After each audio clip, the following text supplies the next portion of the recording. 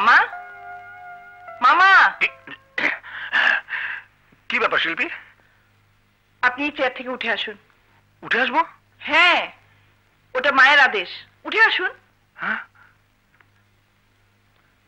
আপনি ওখানে গিয়ে বসুন।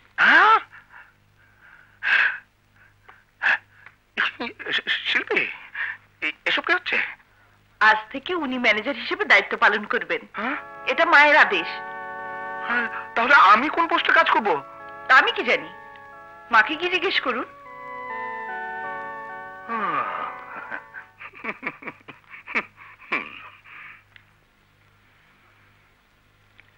কংগ্রেচুলেশন।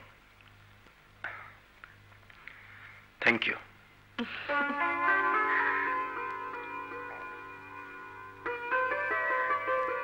আসি। আচ্ছা।